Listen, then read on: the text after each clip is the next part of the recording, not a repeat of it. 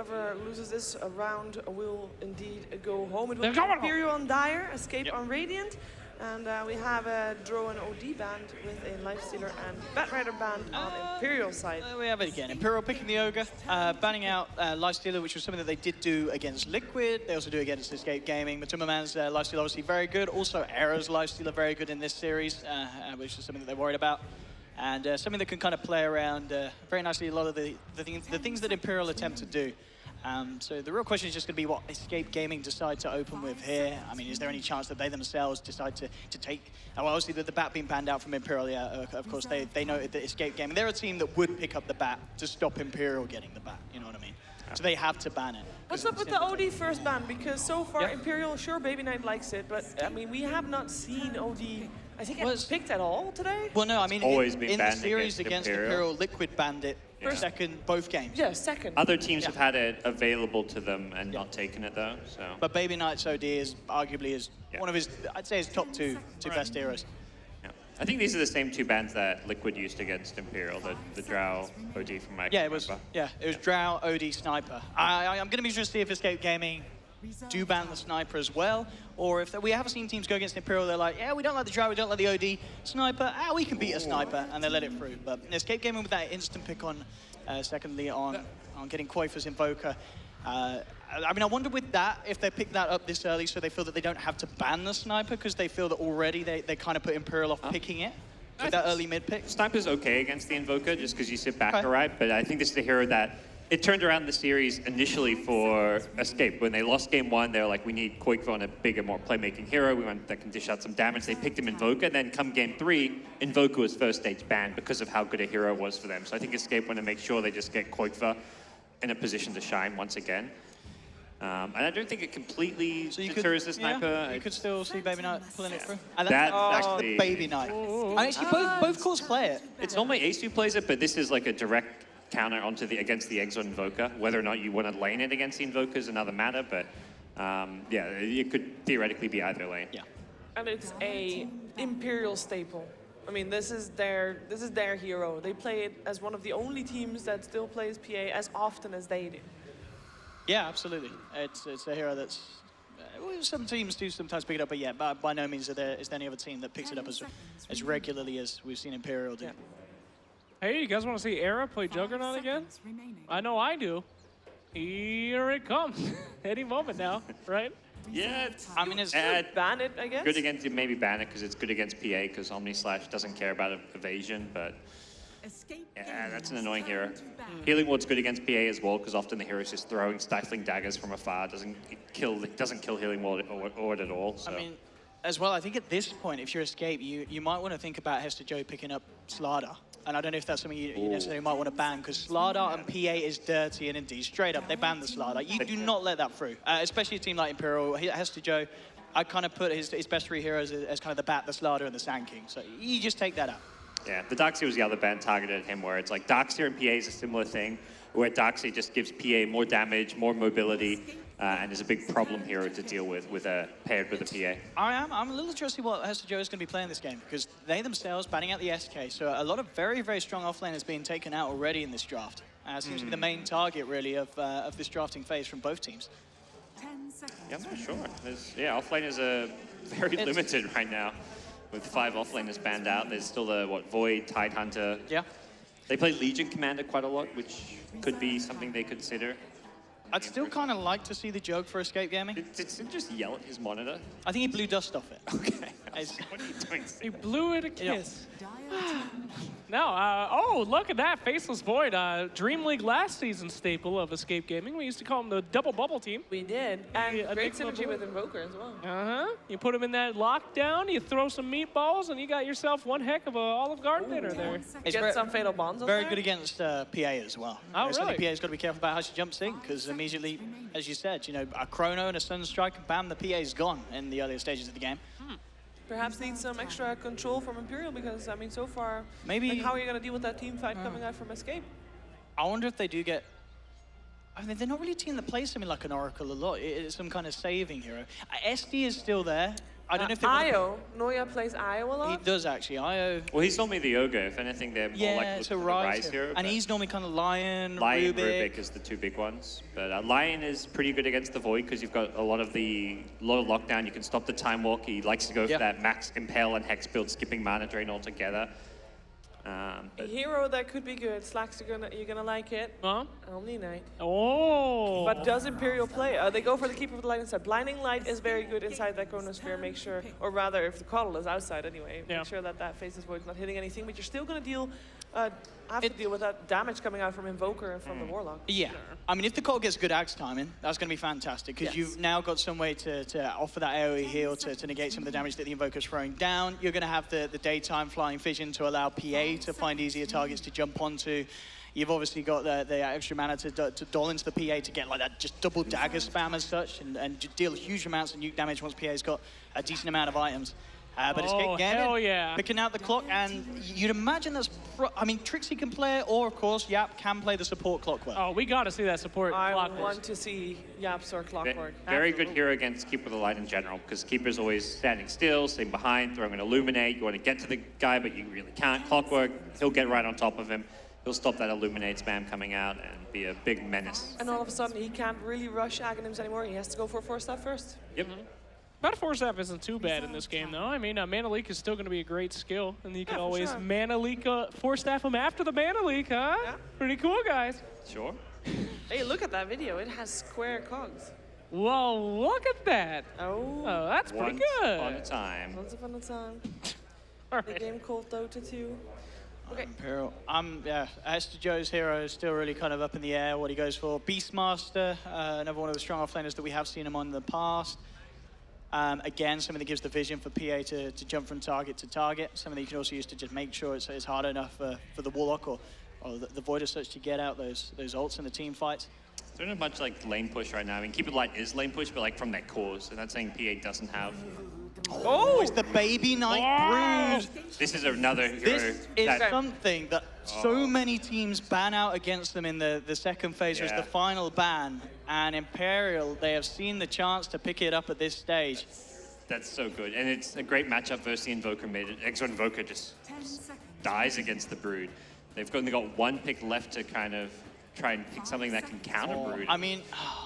They can swap things around. They can put Era on the Void. But you don't want Void to safe lane. Well, I guess Brood's not going to be offlane, at least you don't expect it. You can pick something that's good against... Can Hester Joe play? I'm trying to think if we've ever seen them do it where Hester Joe plays the Brood. I want to say yes, they have. Ace, Hester Joe, and the Baby Knight. All three play the Brood. That's scary to go against because you don't know where that's coming. Jesus. You'd imagine Baby Knight because that's the against the Invoker. Yeah, Baby Knight and Ace are the ones that play it most. That's a crazy thing to say. Like the mid and the carry player play Brood more than the offlaner does, but yeah, it's definitely the case with this team. I think if you're Escape, you're definitely thinking about last picks onto some kind of a Sand King, Legion Commander, Axe-type hero that can verse the Brood in lane, and even if it's not directly in lane, that later on can help clear out the waves, because none of those four heroes clear out Spiderlings at all. Yeah. What are we missing on Escape? What do we need here? A brood counter. Yes. Oh, no. I think that's the main thing you're looking at. It depends where the Void and Clock are going. Right. So could they potentially get a Bounty Hunter? I mean, pretty good against Coddle, pretty good against Brood, not too bad against early damage. No AoE though. Like I think it's really bad against Brood in the early game. It's only good later on when you've got trap for the following Brood. But okay.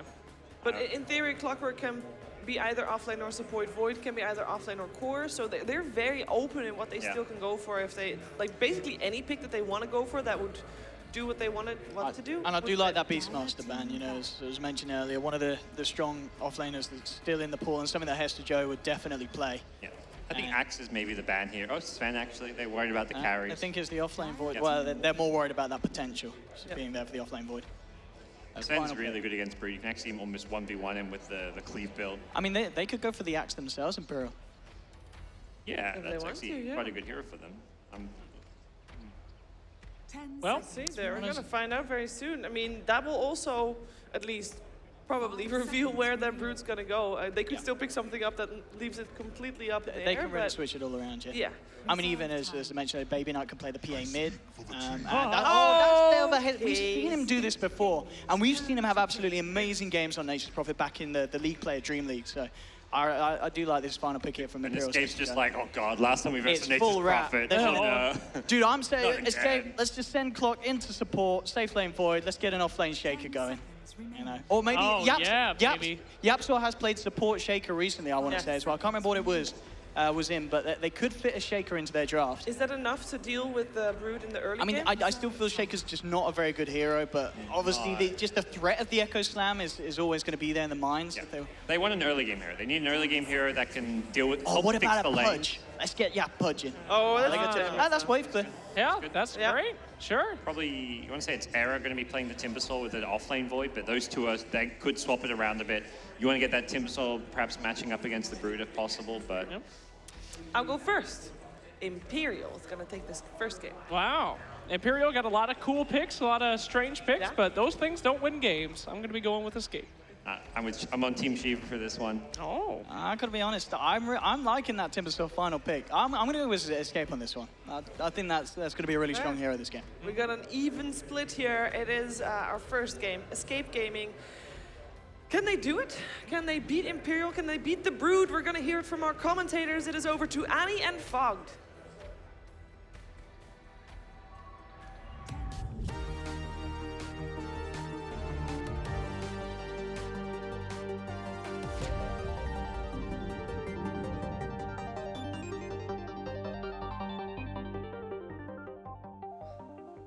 All right, thank you, panel. I am very excited for this game, Fogged. This is going to be the homage to Bulldog. We've got a Nature's Prophet and a Broodmother picked up by the Imperial. What? Yeah, I mean, this is... there's a reason that people were just banning out the Broodmother a lot versus Imperial, at least in DreamLeague in the season, you know, during the season play, but... Yeah, they even picked the Furion too. I feel like that might have been a little bit of just like overkill, but they really want to just emphasize on this split push, and then if the PA gets massive at one point, he can, you know, be that like carry potential. But I think this is just super about the lanes for Imperial. I don't even know, like Timber can kind of deal with Brood, but then they have a Invoker short lane, right? Like it's just Yeah. it really throws a wrench into the entire game plan, because you usually look at Escape's lineup and you're like, damn, they got some pretty sexy heroes. But then yeah, you throw a Broodmother into the mix, it just messes up everything. It just completely changes the whole dynamic of the game, just because he dominates Invoker so hard in the mid lane that you actually can't even put him there. So yeah, they're gonna have to put Escape, they're gonna have to put Era matched up versus this Broodmother in the mid lane, but still. And we're talking in draft how Imperial, they just kind of walked over Escape in the drafting phase. Like, how do Escape deal with the split push that's coming at them? Like, what are their best options? Do you, like, Battle Fury Void? Like, what do you even...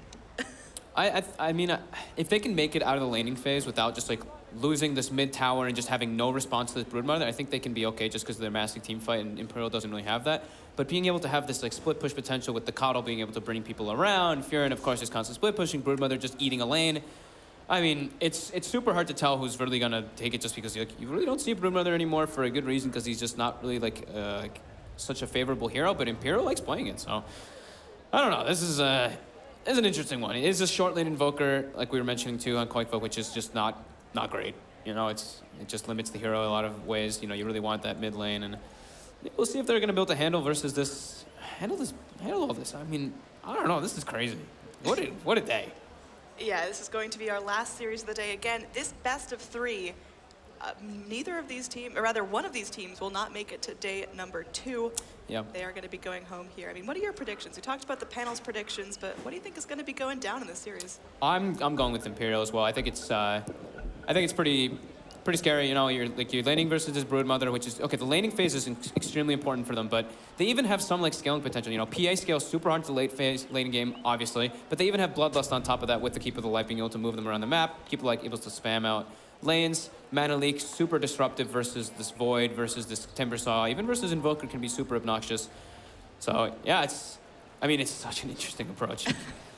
We're just gonna have to see how these lanes pull out, and it's gonna be super important for Imperial. If they can't deal with this Broodmother, the game's just gonna explode in Escape's face for sure. Yeah, I like the Imperial strategy here. They go for not only the Broodmother, but also the Prophet. So if Escape Yep. were allocating all the resources to deal with the spiderlings, then all of a sudden trees are pushing down your racks, and there's only so much Escape can do. So it's really going to come down to how successful these two little rats can be. Now, Ogre on Imperial was able to put down a lot of good boards here, was able to place this Observer, still unscattered out, and the Sentry. So that's going to be revealing the motion coming towards this bottom rune for Escape.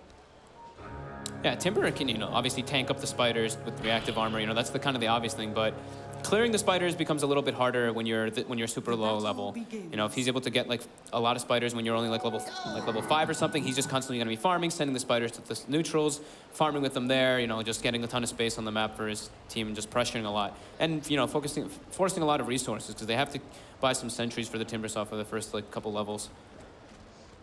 I mean, how successful do you think this Timbersaw is going to be? Because when it was picked up, you nodded, you're like, yeah, you're vibing with the Timbersaw, but what does he have to do to really control this Broodmother? I mean, I don't even know if it's control so much. It's just, he has to just be this Timbersaw in the middle lane and just kind of stand there and deal with what the situation he's given. Because you even mentioned it too. It's a Timbersaw into 0 strength heroes, which kind of hurts, but yeah, he just has to farm in this lane. I mean, they needed something. They needed an Axe, they needed a Legion Commander, they needed a Timber, and yeah, Era's off to a great start. I think he's gonna, okay, 3 CS. Missed the range creep, but still. All right, Cinderin taking a beating from the Ogre down in the bottom lane, but has to go and just level up his Shadow Word. He'll be A-okay, but this is going to be a tri-lane on dual lane, and so far Imperial are not really scared of the 3 heroes in the bot. Yeah, Ogre being that super tanky frontliner, obviously, and then top lane, they have Mana Leak level 1 and Dagger for the Void, so that's super obnoxious. They already forced out his salve right away, and yeah. Shout out to Nox for the memes there in the stat box. Nice job. Didn't even see it.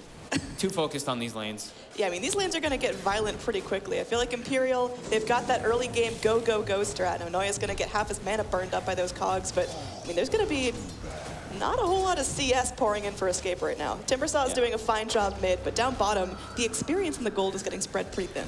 Yeah, he's doing good, but yeah, that's a very important thing that you point out there. The spreading the experience 3 ways with an Invoker really sucks. Like this hero, I said it multiple times, this is not a short lane hero. He doesn't do so well. Sure, you have Cold Snap and everything. If you do catch someone with Sunstrike in a cog is cool, but yeah, it's definitely not your most optimal for Invoker. They probably want to be moving around a little bit. They dewarded the pull now, so they're going to have that open soon, but... And I say that in the actually... Down bottom, Noya, he goes in, he's fresh out of mana. Can Cinderin actually make anything happen here? Cinderin doesn't have that Shadow Word available, just going and trying to get something done with that. There is going to be Hesta Joe going, TPing in front, trying to go for the body blocks here. YapzOr can get blocked in. He only has his cogs up in 1 more second. He's able to get these off. He goes in into the tree line, denying a cogs, but the little tree head's going in, trying to make some more space. He gobbles up a tree with a tango and should be just fine. Space is the right word right there. He forced both of them out of the bottom lane. Now Koikfa is able to get some solo experience, some solo farm. So that's very good for them baiting him. And now Trixie getting some pressure on him in the top lane. Mana leaked up.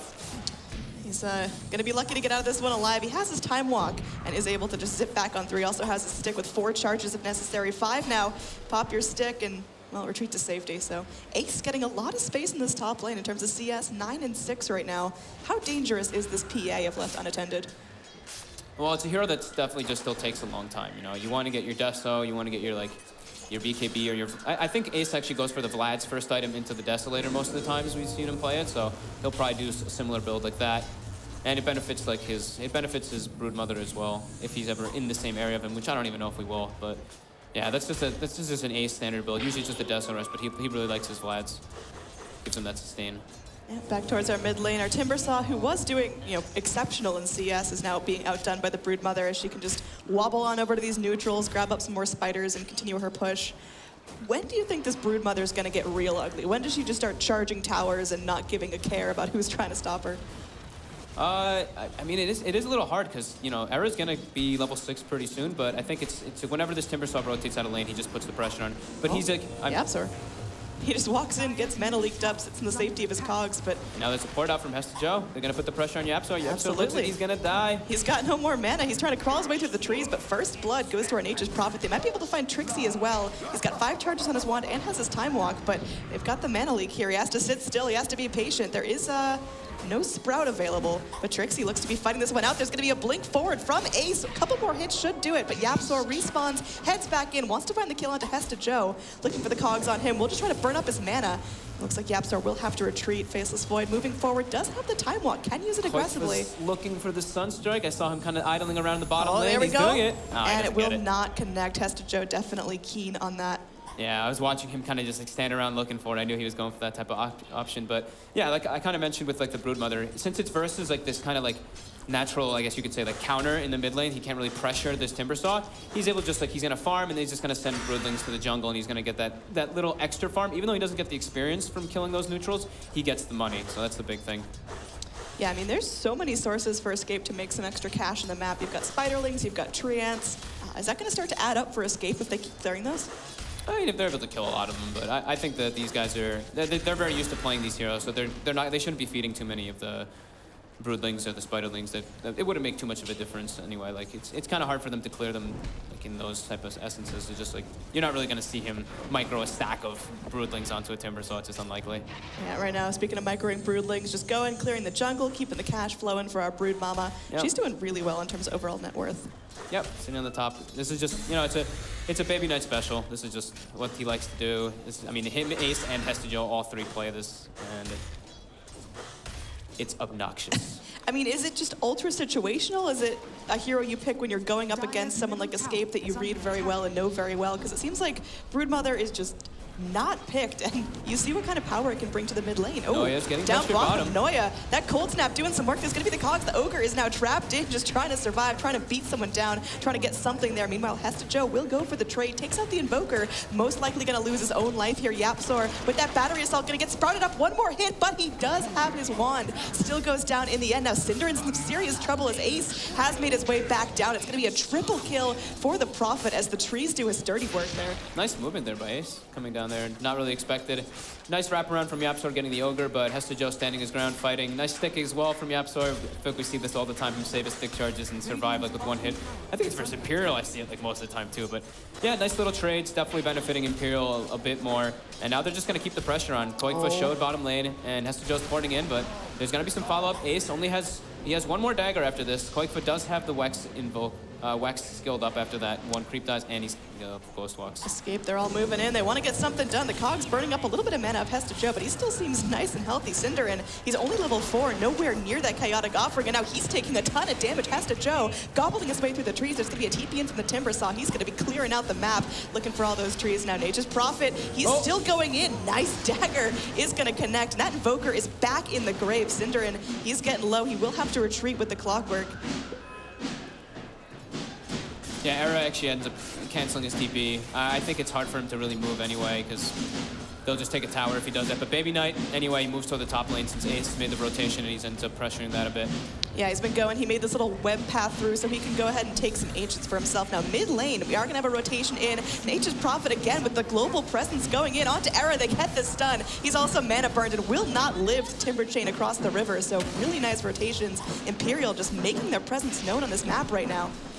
This Broodmother, I mean, it throws a wrench in your whole thing. You know, you're forced to put this Invoker safe lane. Invoker has 21 CS. He's only level 6 at the 8-minute mark. YapzOr is going to get sprouted up. Hesta Joe on this Prophet.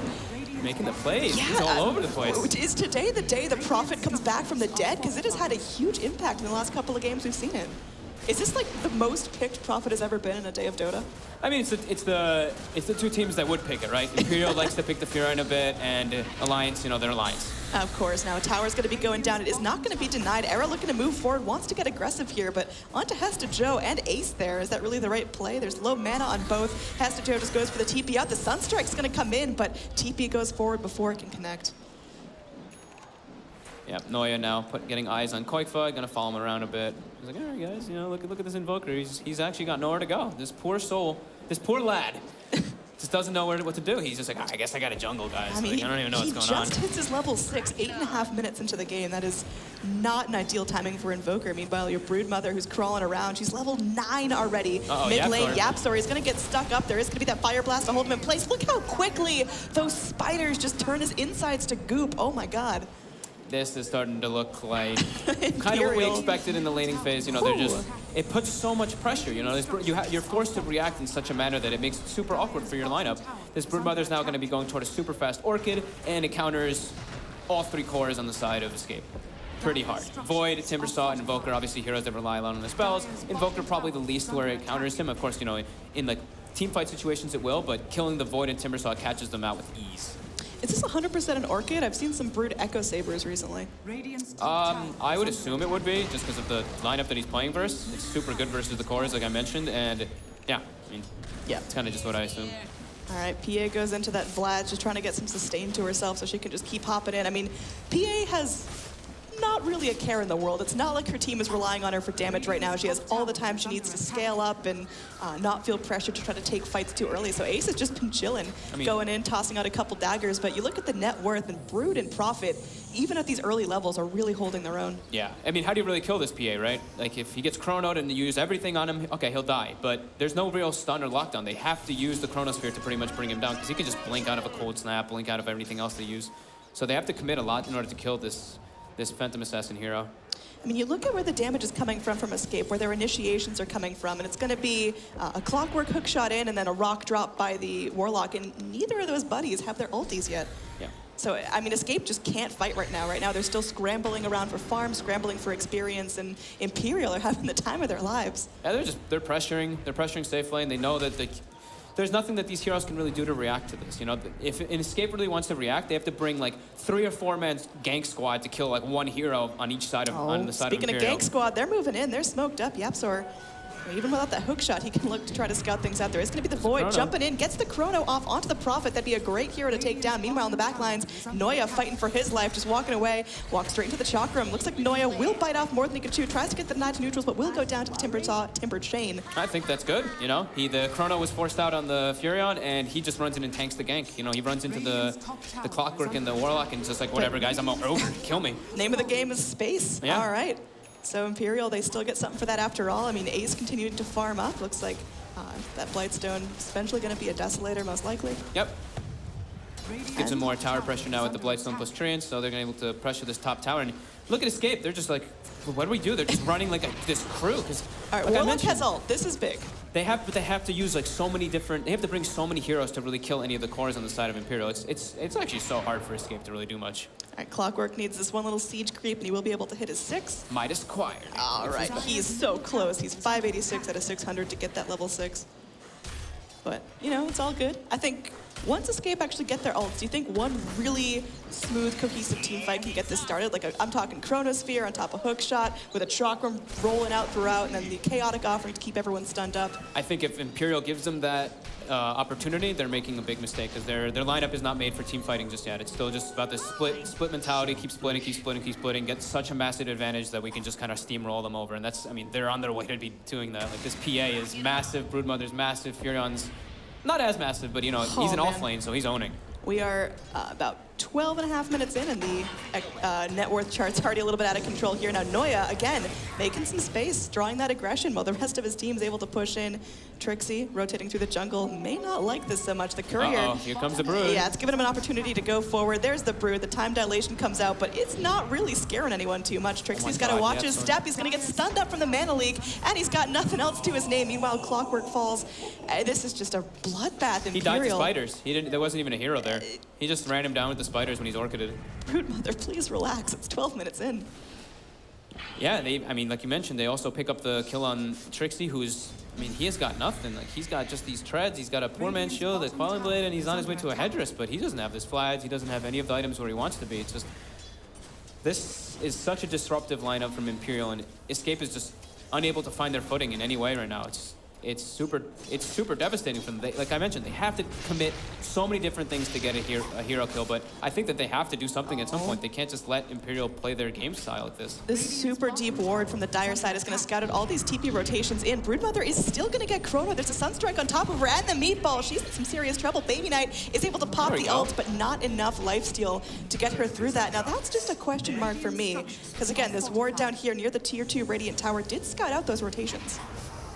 Yeah, I guess He didn't give a crap.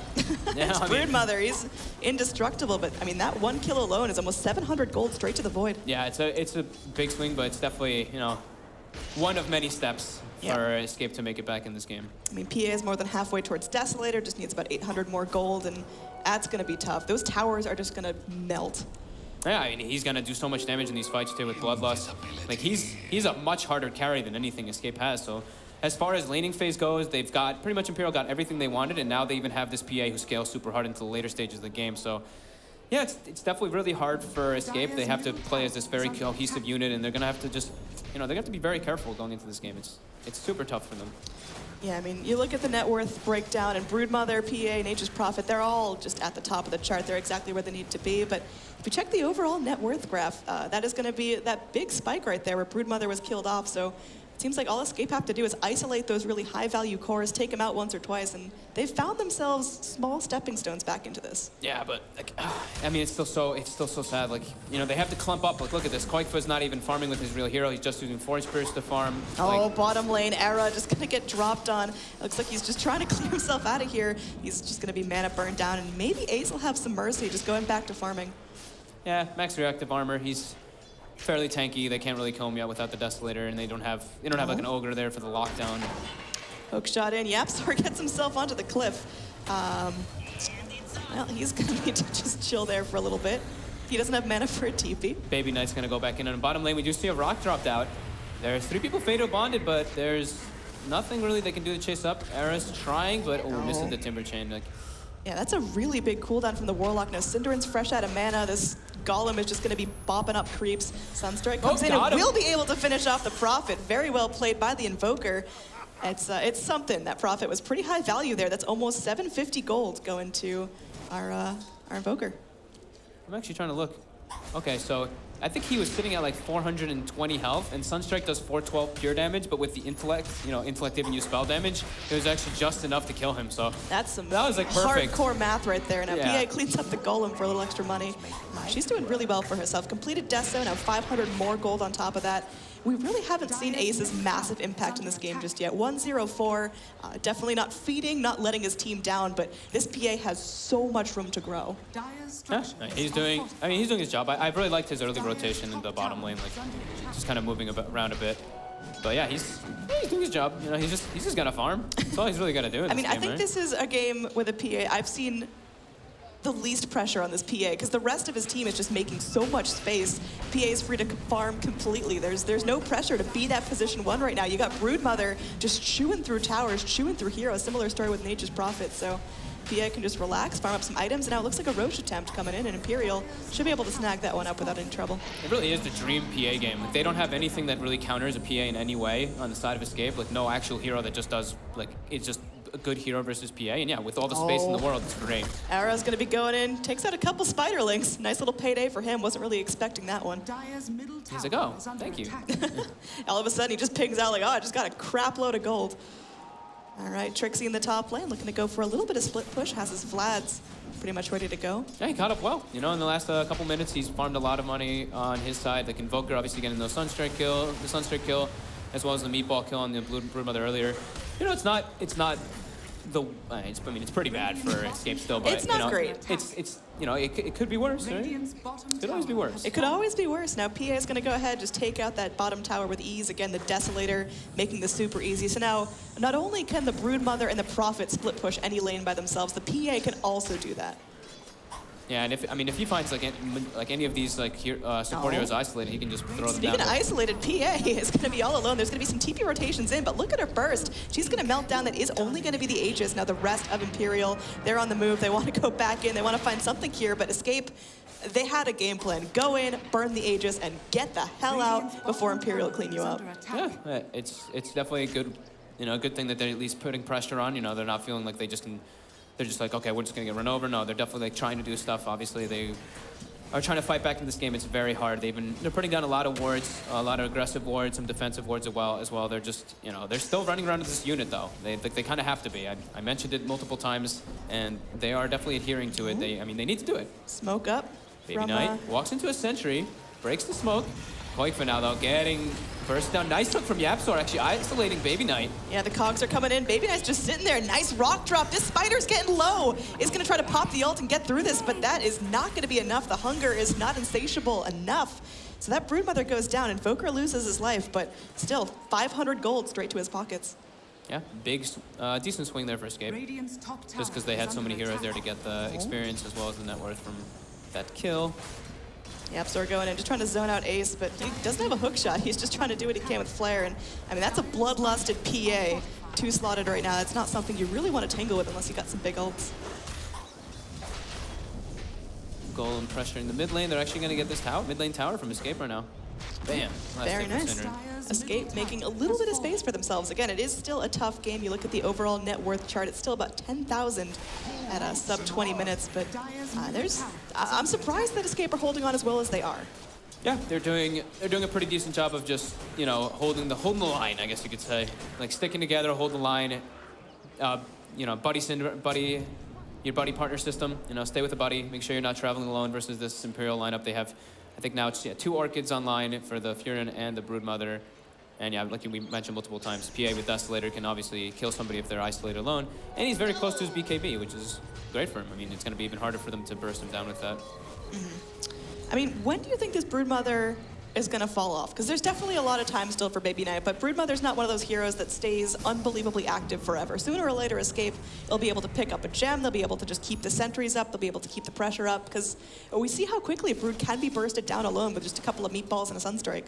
I think he's not going to fall off just yet because of how big the advantage that he has is. But I mean, his job is already kind of done in this game. You know, he put the pressure, he forced all these kind of reactions, this wacky movement across the whole game, and he gave the space for the PA to do what the PA needs to do. This guy is their carry. This guy needs to be the one to basically not 1v5 in an essence, but I guess kind of, yeah. Like he is the late game carry. He's got the BKB, he's got the Deso. He's the one who's going to be doing majority of the physical damage in these instances with the Furion later on. But Baby Knight also has his items. Like he's got his Orc, he's got his BKB. He's a force to be reckoned with still. He's definitely doing some work now. Has to joke here, he was 3rd on the net worth chart. Timbersaw's crawled above him. I mean, do you think that's just Nature's Prophet's build? He didn't go for Midas here, so he's not going to be balling out of control, but I do like the Orchid pick.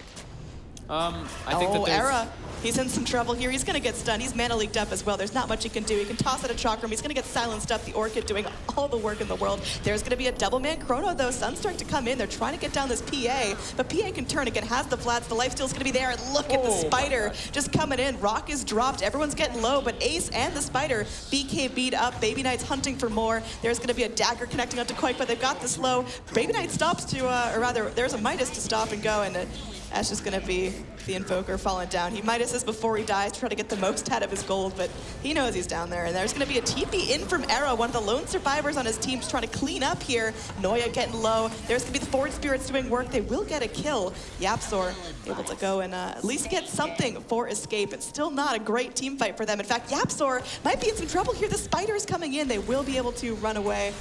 Era trying to go through, cleans up most of the Spiders, and the rest are going to be running for their lives. Timbersaw is the best chance that Escape have to deal with those Spiderlings. Yep, all the ultimates expended from Escape though, and Imperial's lineup doesn't have any ultimates really, so they're just like, they're ready to go all the time with those type of fights. So all they really have to do is rely on their BKBs, I guess, a bit. But like you were mentioning, the Furion kind of falling behind a bit. I think that there's just only so much farm on the map to go around, so he's like struggling to even find it. Like the lanes are pretty pushed in. He doesn't want to put himself in such a deep perspective. TP in and a Sprout. Looks like they're not going to be able to find the Warlock. There they go. They are able to cross back through, and Baby Knight just crawling across the ravine. TP's in from Escape, though. They want to fight this. They're not going to let this go without a struggle there. Trixie, he doesn't have his chrono. He's walking aggressively as if he does. And now Baby Knight going in, getting a lot of vision, dropping onto Cinder, and look at Cinder and go down. That's through a Shadow Word as well. There's going to be a silence up. The Void cannot time walk away. Can they keep him locked down, though? Silence is going to end at some point. The dagger comes in, and one more munch. Baby Knight's back on a killing spree. This is getting bad. Escape, they had that little window of hope where they were able to go through and at least clean up the end of a team fight, but Imperial still keeping them on their toes. No space to breathe. Yeah, Escape has to rely on all these ultimates, while Imperial, like I said, they don't really have ultimates. They can just constantly be going, and all the lanes are being pushed on their side. They have all the momentum in the world. They have this Furion to keep pushing the lanes in. They have obviously the Wrath of Nature to push the waves in a bit more, and yeah, it's looking like Imperial's game plan is just working out super well. The laning phase, of course, went super hard in their favor, and whenever the ultimates are down on the side of Escape, it's their go time. This tower just going down incredibly fast again. Deso, Spiderlings, Trance, and I mean, this is just really difficult. Can Escape hold the high ground here? Because that is going to be a bit of a challenge for Imperial. I mean, they can. It's the same kind of game plan though. Imperial isn't gonna group up really unless they see the opportunity. They're gonna make like these small little, like 2 or 3 man plays to make the pickoffs, push the lanes in as much as possible, and then they'll make plays after that. After Escape maybe like uses an ultimate or 2. Oh, Quake actually gets. I think he's spotted by that Sprout, right? Yeah, just gonna TP out. They know he's there, but they don't really want to deal with him. They just want to make him leave, get some more space for Imperial to clear out bottom. Well, Broodmother just sits mid. Ogre's their only stun as well, so it's like, okay, we can't really stop a TP. If he's already TPing out, he's gone for now. Yeah, until they build later. I mean, Pia has Basher. You can always rely on that lucky first hit Bash proc. Yeah. Right, looks like Imperial, they're grouping up in the Radiant jungle. This Radiant jungle has really been their home all game. Radiant really lost control of that super early on. Yeah, great pressure from the Fear and Ogre in the laning phase led to this loss of control of their jungle, and it's just a ward battle in this top secret shop area. They're going in. Has to Joe's in some trouble. Will fall as Invoker burns him down with a meatball. Timbersaw just skates on through. That's nice though. The double boosted travel play to be able to get some at least stun pickups on the Fury when he's split pushing, but bottom lane, yeah, just a catapult hitting the tower. Actually, it's not that big of a deal. They're just going in. I think Imperial, they're playing with this one patient. Maybe waiting for the next Roshan before they try to go in and get too crazy with their pushing. Is there a chance that Imperial lose their window to this game? That they just wait too long, they don't push hard enough, they don't get racks at a reasonable time, and all of a sudden Escape just scale up? I mean, it's definitely potential. It's not like the Escape's out of the game by any means, but they do have this, they have a PA with Bloodlust, they have a Furon with Bloodlust, and they have a Broodmother with Bloodlust they're all so farmed that it's still like very good in a position for them. They just have to be careful not to get caught by these little ganks. When Escape gets these ganks without having to expend an ultimate, it's massive for them. Oh, speaking of ganks, they're going to be going in. Smoke pops. Looks like Ogre caught on his own. Again, making space for the rest of his team. He's going to be going down. He's able to spray out and ignite before he goes. Will there be some follow-up here? Imperial thinking about bringing the Broodmother into this. There's going to be Ace going in. Pops the BKB, but it's going to be trapped in the Chronos. That BKB is effectively burned. Takes a little bit of damage there from the Sunstrike. Dagger connects, and the bash onto the Warlock. Look at the crits coming out of Ace right now. Continuing to move forward. The Dagger goes in onto the Void. Trixie, you can't time walk that one away. Going to be slowed down, and Ace continuing to blink on in. They get the Orchid off, and that's going to be a dead Void Shock from slowing down Ace. Ace is getting low, is able to blink back to some allies. Yeah, Era almost has his Lotus Orb completed, which will really help out himself as well as his teammates. He can remove the silence whenever they throw the Orchids on them. And as I say that, I think he just builds a Yules. Cool. So, okay, look, he's looking out for himself. Yep. Like, screw you guys. I mean, it's going to help. Yeah, it's definitely helpful. You can still remove that, and it gives them a little bit more ways to stop any TPs out. And maybe, I mean, he still could go for the Lotus Orb afterwards if he wants to with this plate mail, but many thanks. Leave it in the eyes of the beholder.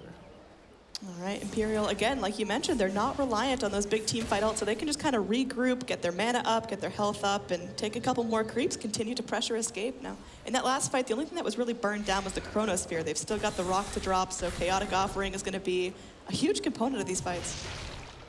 So far, we haven't seen the Warlock have the biggest impact in the world. He's just struggling for his first item still sitting on brown boots. He's been doing a fantastic job on the wards, though. The vision from Imperial has been aggressive all game, and he's been doing his best to take that down. Yeah, I mean, you can just look at it, the wards from Imperial right now. They have two of the side wards, so you can see like anybody moving from the lanes there, and they even have one like very close to the base in the mid lane. So cool wards there for sure by Imperial. But yeah, Synderen's been trying his hardest like to deal with all this. Like He's pretty dirt broke. He luckily has the Staff of Wizardry from a kill streak that he got, but yeah, he's just constantly buying sentries and wards, and now... Oh yeah, Yapsor. He's thinking about this. There's gonna be pings out. Imperial know what's going on. Escape, they're gonna be going Rocket Flare flying through, but that is not quick enough to stop the Roche. Another Aegis onto the PA. Another big change that Timbersaw did buy a gem for himself. I was gonna mention the same thing too. I think he kind of needed to. It's like Synderen's suffering so much buying all these sentries. They need to have this gem to be able to get at least some map control back. But yeah, Imperial's not really wanting to give it to them. Now they have AC finished up on the Broodmother, you know, Deso obviously on the Phantom Assassin a long time ago. So now they've got lots of minus armor. They have that base push potential if they ever want to go for that. But same story, you know, the game plan does not change. You don't want to fight into these big ultimates, not all together. Just make them use one or two, and then that's your go time afterwards. All right, Radiant, they're pinging out this mid lane. They might be thinking about going for some sort of siege, just making sure they know where everyone is, get some eyes up, and try to push this top a little bit. I think Escape, they're getting antsy. They've been sitting around, they've been farming up, they've been scaling up for long enough. They want to try their luck at a team fight or a push or something. They got to try, I mean, they got to try to get some little kills, but oh, the smoke coming in. Imperial's just not, they're right not really going to ward. give them the full like team fight option. I mean, they can if they fight like a 5 versus 5 with not everybody on Escape there initially. But still, yeah, it's definitely still a little bit hard for Imperial to fight just straight 5v5. And smoke coming in again. Radiant Observer scouted out the smoke, so Escape are not going to be too spooked by this. They've got Trixie sitting in the trees. He's got a TP. He's just cutting himself a new life there. Starting over. Yep. Ace finishes up the Abyssal Blade now, so he's already hitting critical mass. Joe, I think he's going to be going for that Silver Edge, and he is, so that removes obviously the Timber Saw's reactive armor, as well as the Void's, you know, I mean, it gets time lock, like, that's cool, but you reduce damage as well. It's just a good pickup, you know, it makes your life a bit easier. Gives you some good stats. Trixie. They're pinging him. He wants to go for Is he something. going to try this? It's crazy if he does. Looks like nope, he's just going to continue to munch himself a happy little house. Don't think they want to expend any of their ults when Imperial has Aegis, because if they do, that's go time for Imperial to try to just push down, at least get God, look at this wad of spiders crawling in towards the mid lane. That is real creepy. He's scouting. He's just sending all of them out to get information all over the map. You look at the mini map and it's just like yellow dot, yellow dot, yellow dot everywhere. Brood is just all over the place. Hey, Baby Knight was a StarCraft player. You know, this is where the micro comes out. The Dude, macro. the Zerglings, they're coming for you. He sends them everywhere. He's like, I see them. I see Quakefa. I see Era. All right, information gained. Yeah, speaking of that Escape, I mean, they're clumped up right now. They are definitely keeping themselves close. Trixie is still Quelling Blading a path through the trees. He's gonna have to come join his team at some point here. He's going on a nice nature walk, I guess. I mean, I guess so, right? He was trying to get like a nice little pick off, but like I said, like they don't really want to be expending these ultimates when it's not for high ground defense at this point, just because of the Aegis on the side of Imperial. They don't want to just make a small mistake which loses them a Rax.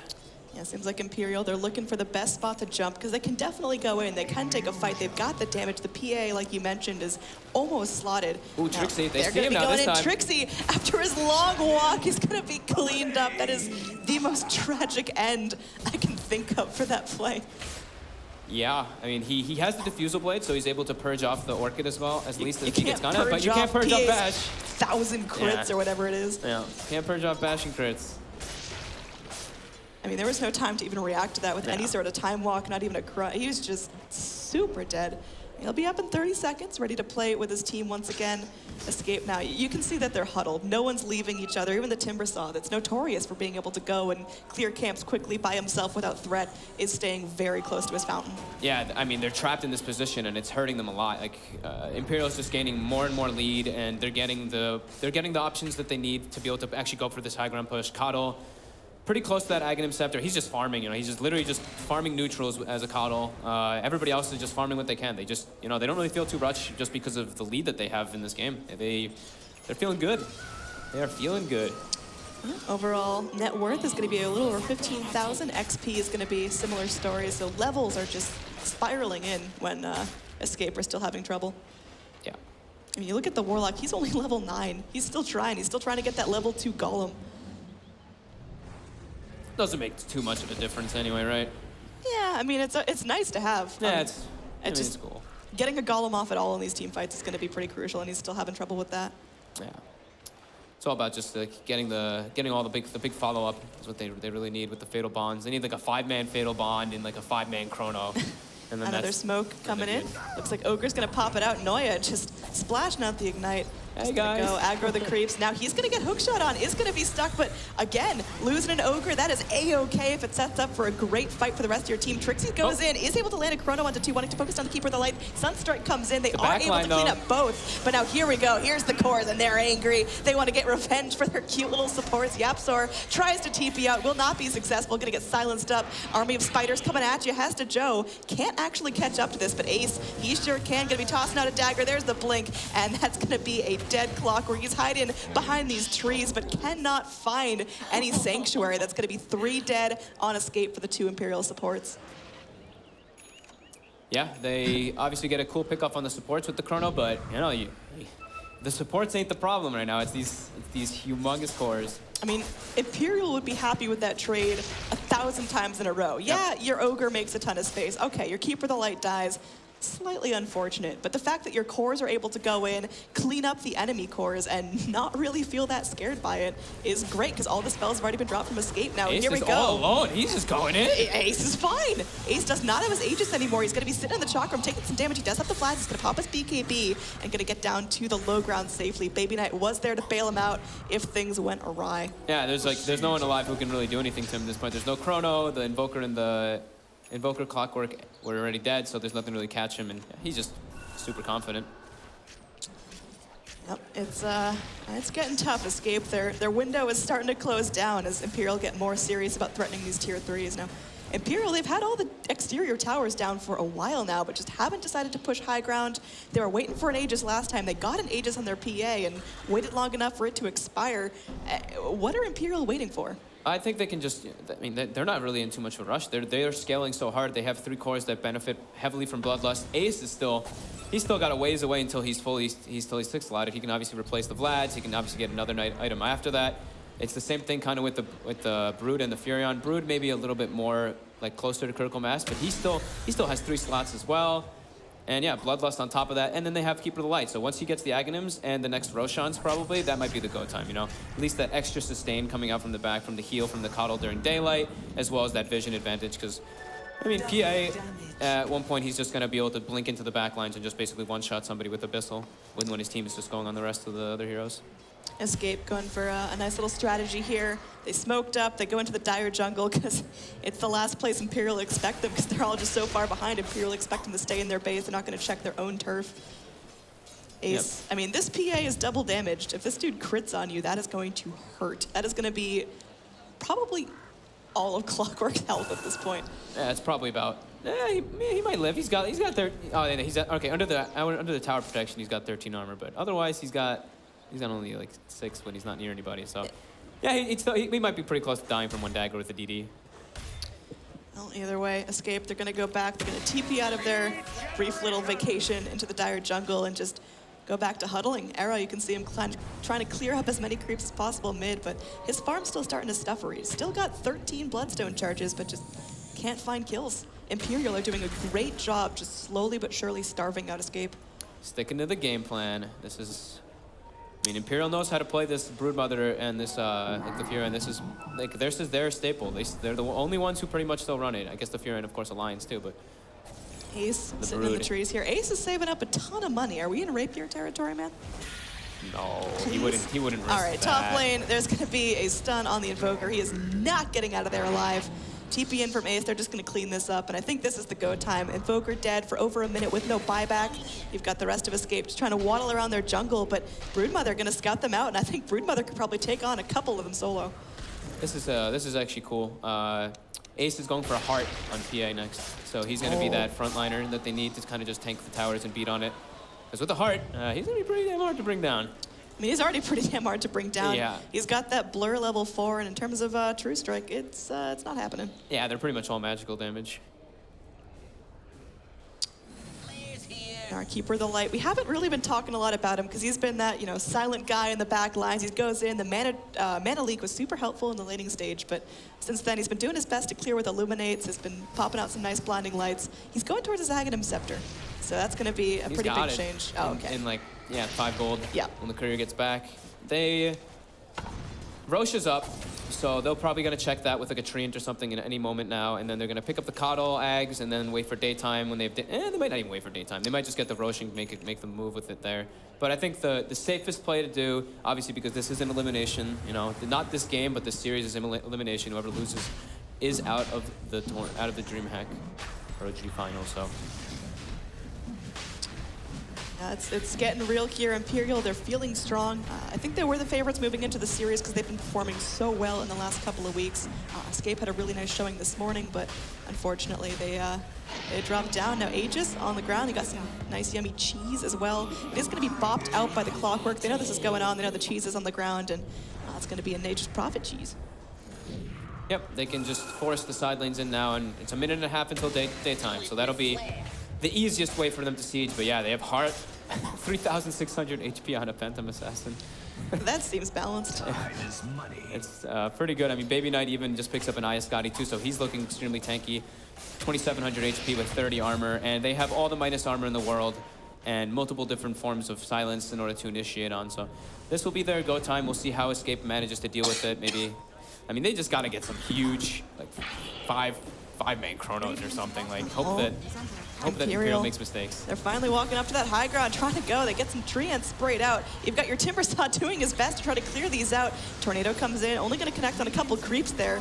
Timber chain back on through, so Era's just sitting back. He's getting burned down. Noya going forward. There is going to be a Chronosphere. They got the PA under it, but look at this Void. He can't do anything. Nice chaotic offering, though. Ace might be in a little bit of trouble. Pops the BKB, but just going to blink forward there, unloading onto the Warlock, and it's looking like Imperial are just too strong to bring down here. Mana League's going to stun up this Timbersaw. Ace reinitiating here. Timber chain away. Will save Era's life temporarily, but Hesta Joe just goes in. They land a Sprout into the fountain. This is when Imperial are just asserting their dominance over Escape's territory. A full lane of Rax now goes down. Era, he's getting low. His mana's being burned. He's just trying to make it to his fountain alive. Meanwhile, the small building's starting to go, and now Imperial rotating in for the mid lane. They've got the Trance, gonna get cleaned up by the Tornado. Koikva, he's doing whatever he can, trying to mount some sort of team fight, but the rest of his team just isn't alive. There's no buybacks left online. And now reinitiation from Ace going in onto the, it's not looking good. There's the GG called out. Imperial just with a very cheeky strat, the Brood and the Prophet, but oh boy, does it pay off. Yeah, that was, I mean, it was kind of cookie cutter, like from the lineup that we saw. You know, if they have the lanes go their way, which I mean, it's kind of like a 99% chance that they will, because they just, you know, there's nothing you can really do to deal with that. Fury got a great start. Ace got early Vlads, early Desolator as well, and then they just roached, suffocated Escape, and yeah, they played their game plan really well. Honestly, Imperial with this fourth pick Broodmother just really threw a wrench into Escape's entire plans. Invoker safe lane it hurts so much having to do that. Yeah, Broodmother and Nature's Prophet having a huge impact in the early, mid, and eventually late game. Do you think those two heroes are worthy of a ban going into game number 2? That is not something we expected to hear today. I don't think both. I think just banning the Broodmother in the third, fourth is pretty safe versus Imperial. It's something like we saw teams doing in the DreamLeague season, like during the group stages and everything. They were just banning it to be safe because these guys, they like abusing this. Like when they see an opportunity to pick it, like if there's an Invoker mid, if they have no AoE, they're like, okay, we're just gonna pick this Broodmother. They like really just screws up everything that they're planning on the side of Escape, and yeah, it worked out perfectly for them. It's kind of just, we all, like a bunch of us kind of expected it, just seeing that. This is Imperial in a nutshell, honestly. This is what these guys like to do. They get in, they find some momentum, and just blast open a window and take the game. So again, very dominant showing from Imperial today. Only game 1 of 3, so there is a chance for Escape to get back in, draft themselves a crazy draft, execute like crazy, and just get it done. But we will have to see. Let's go back to the panel for a little more analysis. Break. We're going on a break. Panel.